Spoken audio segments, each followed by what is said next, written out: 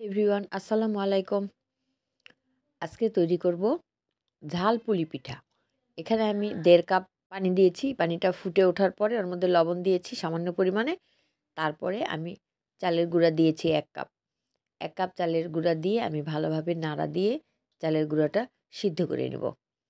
এখানে একটা টিপস হলো 1.5 কাপ পানি সমান 1 কাপ চালের গুঁড়া, এবং পানিটা টকবক করে ফুটে ওঠার পরে আপনারা চালের গুঁড়াটা দেবেন।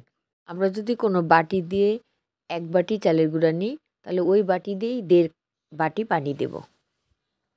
1.5 বাটি পানি দিব, ফুটে ওঠার পরে ওই বাটি দিয়ে 1 কাপ চালের গুঁড়া দেব। তাহলে ঠিকঠাক চালের গুঁড়াটা সিদ্ধ হয়ে যাবে। চালের গুঁড়া সিদ্ধ হয়ে গেছে। এখন এটা আমি ঠান্ডা করার পর ভালোভাবে মথে নিব। ঠান্ডা হয়ে গেছে।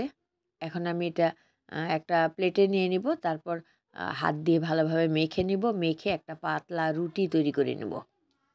আমরা তো সবসময় মিষ্টি পুলি পিঠা খেয়ে থাকি, কিন্তু আজকে তৈরি করব ঝাল পুলি পিঠা। আটাটা মেখে নেওয়া হয়ে গেছে। এখন আমি পাতলা রুটি তৈরি করে নিব। সেই রুটি থেকে আমি একটা স্টিলের গ্লাস দিয়ে ছোট ছোট আকারের রুটি কেটে নেব। সেটা দিয়ে আমি ঝাল পুলি পিঠা তৈরি করব।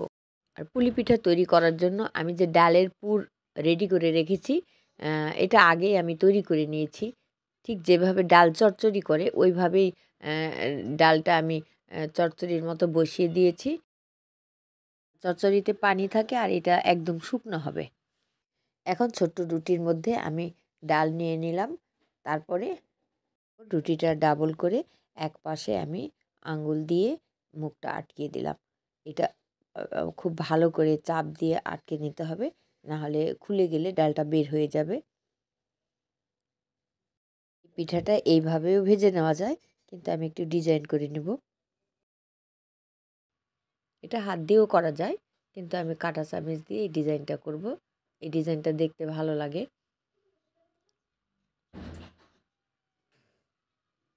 পুলি পিঠার ডিজাইন বিভিন্ন রকমভাবে করা যায়।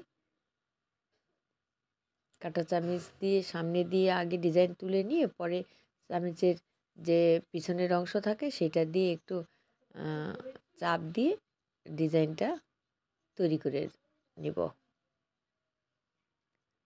তারপরে হাত দিয়ে একটুখানি ফিনিশিং করে নেব। একইভাবে সবগুলো পিঠা তৈরি করব। সবগুলো পিঠা তৈরি করা হয়ে গেছে।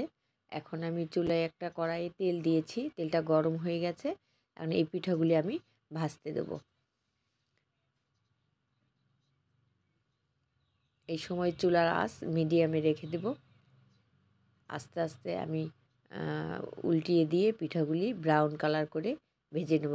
এই পিঠাগুলি ভাজতে কিন্তু সময় লাগে। আমরা এখানে সবটুকু দেখাই না, কেটে কেটে অল্প অল্প ভিডিও দেখাই। পিঠাগুলো ভাজা হয়ে গেছে। এখন আমি উঠিয়ে নিব। তৈরি হয়ে গেছে ঝাল পুলি পিঠা। এই পুলি পিঠা গরম গরমই খেতে হয়, তাহলে মচমচে থাকে। এই ঝাল পুলি পিঠার রেসিপি যদি কারো ভালো লেগে থাকে তাহলে ফ্রেন্ডস অ্যান্ড ফ্যামিলির মাঝে শেয়ার করে দেবেন।